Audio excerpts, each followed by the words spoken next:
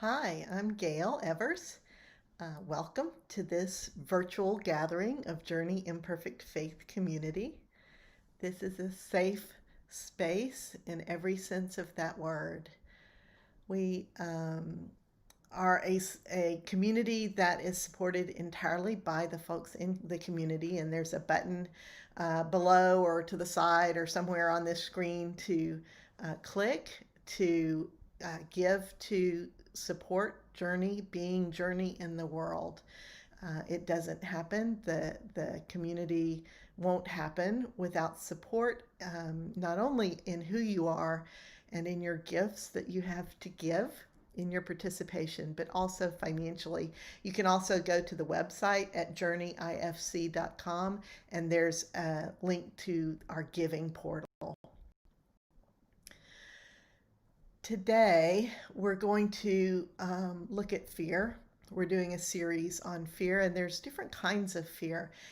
And the one that we're looking at today is kind of the feeling that we get when we really, really, really want something badly. And we think that we're called to do it, and everything lines up, and everything's working great. And we jump in with both feet, and then what we thought would happen is not at all what happened. And in fact, we might have made things worse. Things are not going well, or something happens that we didn't expect, and it really rocks our foundation. When things are disintegrating under your feet and your dreams seem, and the promises that you've made to yourself or that someone else has made to you seem to start falling apart. That kind of feeling, that kind of fear of complete unknown and of being completely out of control in all of this, that is the kind of fear we're addressing today. And so, if this raised all sorts of anxiety in you just from describing it, now is the time to just let your shoulders come back down from your ears. Now is the time to maybe close your eyes, put your feet on the floor, relax your hands, and just breathe. Breathe into being still.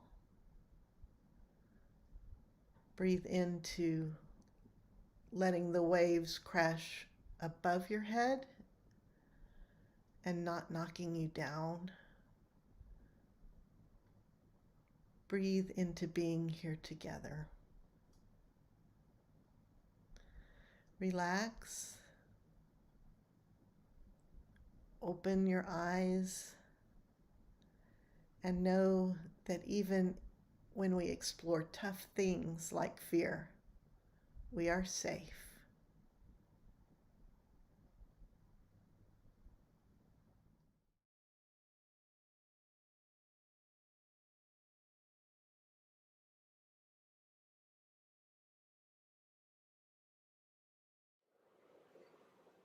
Franciscan priest and teacher Richard Rohr writes, "Sooner or later, some event, person, death, idea, or relationship will enter your life with which you simply cannot cope using your present skill set, acquired knowledge, or willpower.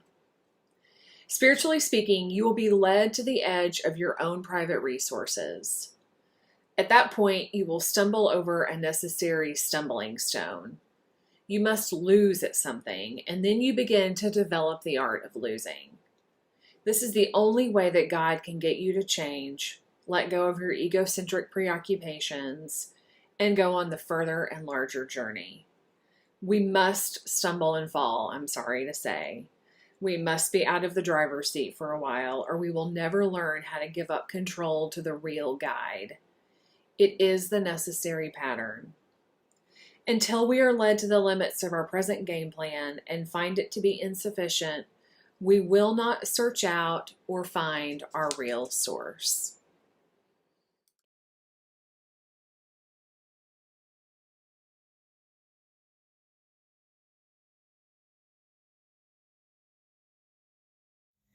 The story of Jesus' garden prayer continued. He got up and went back to his followers. He found them sleeping.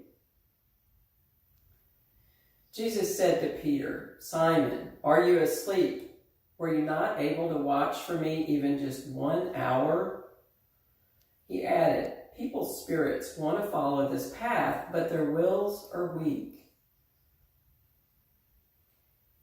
He went away the second time and prayed the same prayer. He came back and found them asleep again. He went away a third time and said the same words. "Father, you can do all things. If it is possible at all, take away what is about to happen. But I accept what you have guided me to do." He came back and found them asleep again. Jesus said, "Are you still sleeping and getting your rest? Stop it!" They did not know what to say to him. Jesus said, "It's time for me to be handed over to the wicked people. Get up. It's happening right now. Look, the man who will hand me over to the head religious leaders is here." Judas, one of Jesus' 12 followers, was leading some soldiers and some men who had been sent by the head religious leaders into the garden. They carried lamps and burning sticks and swords.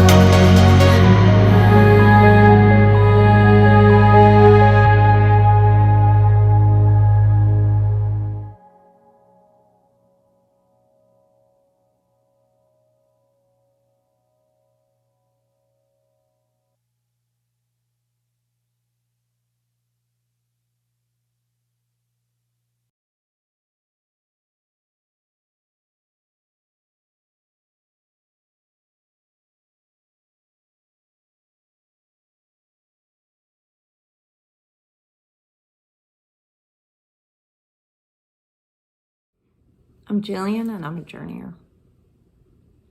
The story of Jesus' garden prayer from all four Gospels.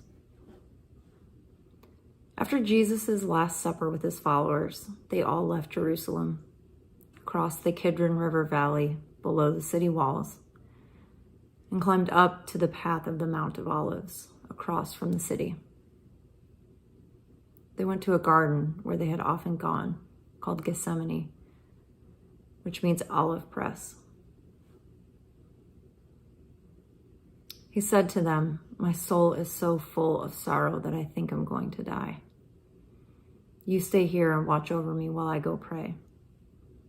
You should ask God for help so that you won't fall into a snare." He walked away from them a little farther, about as far as a stone can be thrown.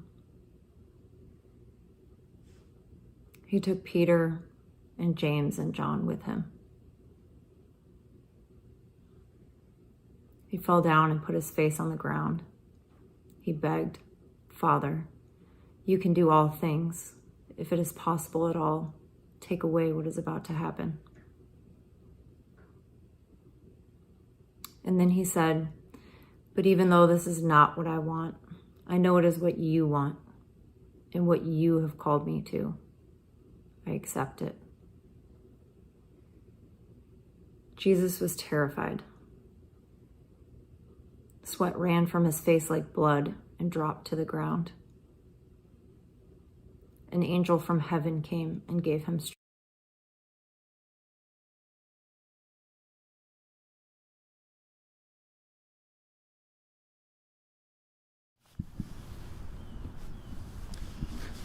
It's not really an olive grove, but it'll do. It's a park near where Christina and I live on the east side of Austin. It's quiet today. School's been back in session for a couple of days. You can hear some construction noise over there and a few cars going by behind me. There are some folks walking. Some moms and their kids and their dogs. Cold front came. I'm glad. The thing about the Gethsemane story, the olive press story, is the early church, for that first whole 100 years after Jesus, all four of the Gospels, the stories about Jesus that made it into the official record of what Christianity in its earliest centuries was trying to say about itself, all of those stories emphasize what is called the passion narrative or the suffering narrative of Jesus. They don't all have stories about his birth. They don't all have stories about his young adulthood. They don't even all have stories about the same stories about the things he said or taught or did. But they all agree that Jesus' suffering is at the center of what his work was about.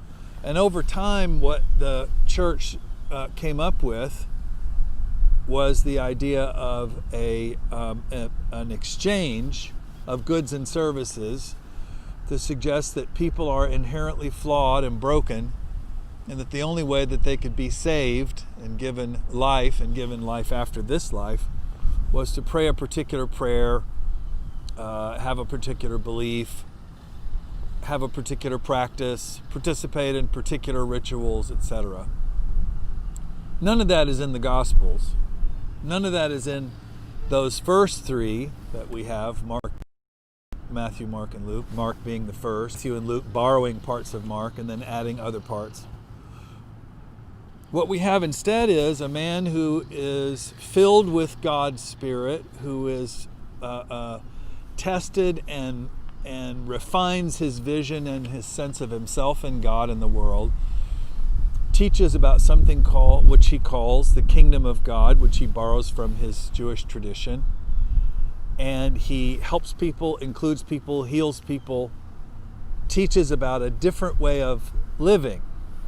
And the different way of living that he talks about is almost always connected to the idea of descent, of letting go. He says the problem is attachment, the problem is ambition, the problem is that we hold on to our life. The problem is that we are ruled by attachment, which is connected to fear. And so at some level, everything that Jesus is doing is about helping people detach from this idea that their comfort and their safety is the most important thing. He says ridiculous things like, don't worry about what you'll eat or drink or wear. I want you to forgive your enemy. I want you to wash the feet of the people around you. I want you to get crap on you of every kind, literal and figurative. Deciding how much storage and how much surplus and how much safety you need will lead to death. It will make you sick. It will make you crazy. And he's right. This gets picked up by the Roman Empire, which then creates lots of other empires, which then it eventually leads to the creation of the empire that we live in here in America. And it's empire thinking because it's about not descent, but ascent, building, climbing, making, controlling, sorting, hierarchy. Some people are in, some people are out. Some people are good, some people are bad. Some people are sinners, some people are righteous. Some people are citizens, some people are illegal. Some people are favored, some people are rejected. That's how the empire thinks. That's how the empire Jesus was in thought. And he keeps saying, that's not it, that's not it, that's not it. You don't understand how God works. God is like a parent who loves, and no parent who loves is going to hate or dismiss their children. He tells all kinds of stories, like, for instance, there's a shepherd. He has 100 sheep. One of the sheep goes missing. He makes sure the 99 are over here and safe, and he risks everything to go and find the lost sheep. He says there was a man who was wealthy. He had 2 sons. He had an elder son who was always the good boy and always did the right thing and always was faithful and was always keeping score. He was proud of himself for doing the right thing. And by the way, I love reading the prodigal son story, or the prodigal son's story, partly because Jesus was the eldest son. And so he knows how eldest sons think, right? There was a younger brother who said, screw it, Dad, I wish you were dead. Give me my 1/3 inheritance that I have. Brother gets 1/3, elder brother gets 2/3. That's how that worked in that culture. And I'm out of here. And he goes and wastes the inheritance, and he wastes his life.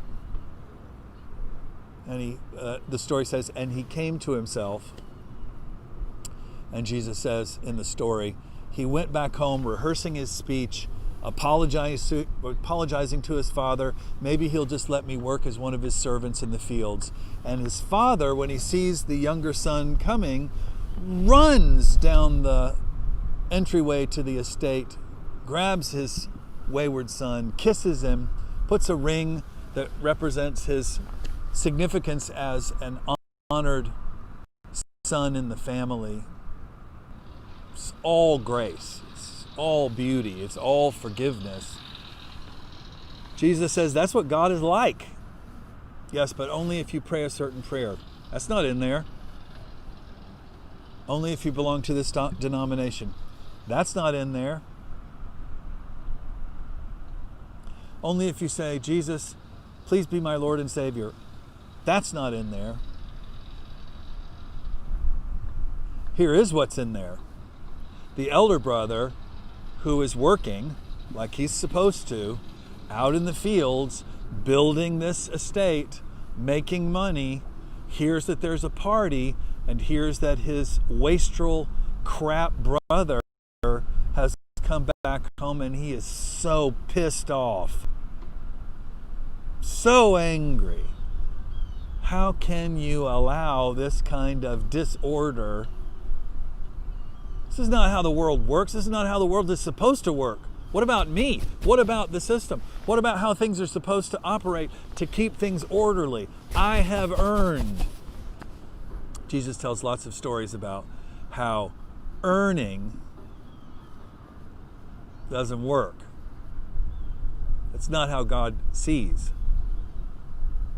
But then Jesus' work and teaching become the tools of an empire, and the empire turns all of those things into,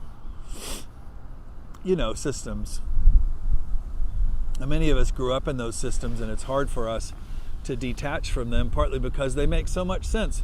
The system is how you build things. The system is how you have order. The system is how you feel safe. Do you feel safe?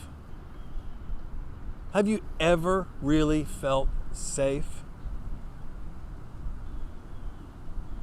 Do you have absolute assurance that the stock market will take care of you, and Social Security will take care of you, and the police will take care of you, and the army will take care of you, and the government will take care of you? I don't. I never have believed that we were ultimately safe. That's the lie that the empire tells. It always tells that empire to everybody. And the way that it enforces that system is to say, and if you don't behave, we will punish you. If you do behave, we will reward you. Jesus and his people are part of a system that works like that. And he knows the further he goes in saying that's not how God works, that's not who God is, the more pushback he gets from the people who are the guardians and the keepers and the defenders of that system. Those systems. The purity codes, the social codes, the hierarchies, the military and police codes that make everything work. Jesus keeps saying, this is not it. This is not it. I refuse to participate. And so he, after a few years of stirring this up and reassuring people that they don't have to live that way, he goes for a final confrontation against the powers that be in the capital city of Jerusalem. He stages a demonstration in the same sense that the crossing of the Selma Bridge was a demonstration, in the same way that marches on Washington are celebrations. Yeah. And demonstrations. In the same way that Gandhi's marching to the ocean to make salt is a demonstration. In the same way that Black Lives Matter marches are a demonstration. They're prophetic in the sense that they are an act which says something needs to be looked at. And his is, he goes to the temple, which is the center of not only religious life, but commerce. And he performs the act of saying, there is corruption in this system, and the corruption is tied to money and power. People have to pay to get into this place to worship God, this place that the puppet king of Rome built, that we're all expected to go to every 3 times a year at least.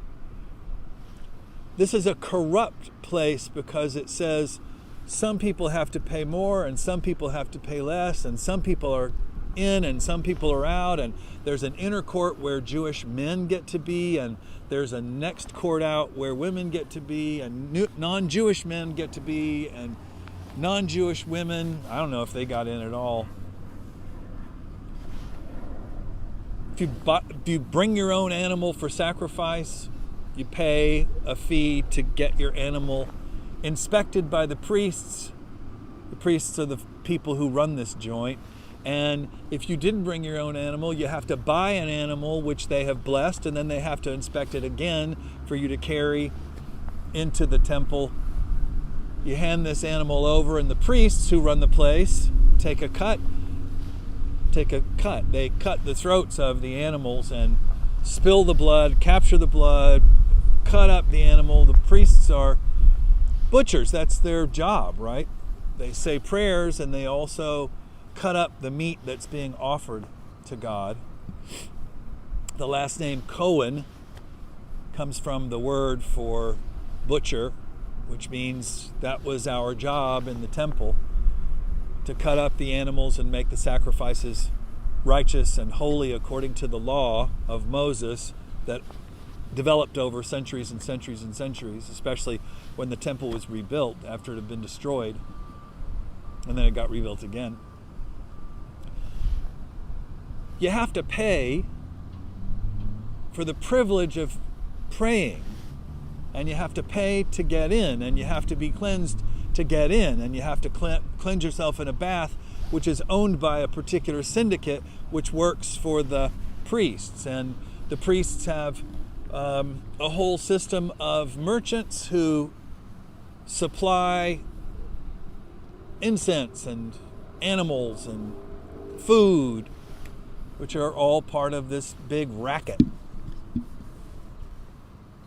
And Jesus says, this is not God. This is not how God works. This is not who God is. And so he and a team of his followers come into the temple, specifically into the area where these marketplace tables and booths are set up so that people can have access to prayer. And he turns the tables over, makes a cord of ropes, and whips the money changers. By the way, you couldn't bring non-temple money into the temple. You had to exchange Roman money, Greek money, etc. for temple money, and the money changers get a cut from that as well. And on and on and on. And he drives out these money changers and these people who take care of the doves and the lambs and the bulls and all of this stuff. And the reason he does it is because he's saying, this is not what God is like. And the powers that be make a plan, and the plan is that they're going to kill him. And he knows this is coming. He knew it was coming a long time off. He knows that Jerusalem is the city that kills the prophets. That the kings and the queens and the powers that be will always push with force against those who rise up and say, this is wrong. Are we not seeing that right now? He knows they're going to kill him. And you know, in the story, there is this idea that it's really beautiful and, you know, it's spiritual, and he's in this place where he knows that God is going to take care of his resurrection, and I don't believe that at all. I don't believe that Jesus knows how this is even going to work. I mean, he brings people back from the dead, but I don't even know how that works. And I don't know how it works that Jesus expects that he's going to be raised on the third day, except that that's how he understands God. Has he ever done it before? He believes that life is more powerful than death, and he believes that love is more powerful than hatred. And he's scared as the week gets further and further along. He's very powerful in the way that he confronts the powers that be and comforts people who are hurt by these systems and welcomes people who are outsiders. And every night when he leaves the temple, he walks down through the Kidron Valley, which is this steep walk down outside the city walls of Jerusalem, and then you go up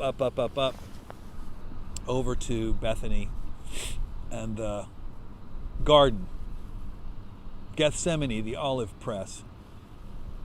It's where Jesus likes to hang out with his people. It's quiet. The crowds don't bother him there. As the week goes on, he gets more and more scared, and he knows that he's going to die. At one point, a woman puts oil on his head, expensive oil, which was a way that they had of cleaning their hair, but also of perfuming themselves, and also a way of marking a special occasion. And his disciples, who are all always unlearning empire, say, why is she using that fancy oil on his head? We could have, she's awful. We could have used that money to take care of poor people. And Jesus said, you don't understand what's happening right now. I'm going to go to my death, and she's preparing me for my burial. Because that's part of what happened in that system. Bodies were bathed in oil before burial. He has a dinner with his friends, and he says, I'm going to suffer, and I want you to remember me, and I want you to live as if I'm within you. I want you to eat my body and drink my blood. I want you to take the gifts that I've given you inside yourself, and I want you to go live them, and I want you to remember this, and I want you to enact it. I want for your body and your blood and your life and your words and your actions to give life to the world. And I want you to fight empire. I want you to fight the powers that be. I want you to fight the systems that dehumanize and marginalize. That's not what God is like.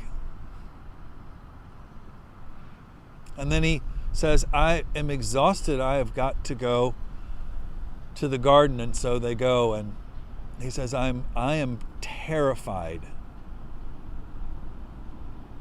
I am terrified. I feel like I'm going to die. I feel like I'm going to have a heart attack. I'm going to pass out. I'm going to freak out. I need to go. 3 leaders of the school, Peter, James, and John, come with me. He goes a stone's throw away. He says, can you guys just hang out and pray for me? I'm terrified. Then he walks a little further. He falls on his face. He's so exhausted that the capillaries in his forehead begin to burst, and sweat and blood are running down. He's crying. He's asking God, please don't make me do this. Please don't make me do this. Please, I don't want to do this. And then he has this shift.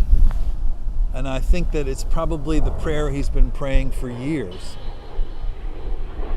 But God, this is what you're leading me to. And I accept. And I say yes. I'm not going to take the time to describe crucifixion. It's bad. It is meant to hurt. Not only to hurt the person, but everybody around. Jesus is terrified, and so he goes to a quiet place and he asks for help. He asks for help from God, and he asks for help from his friends. His friends are disappointing.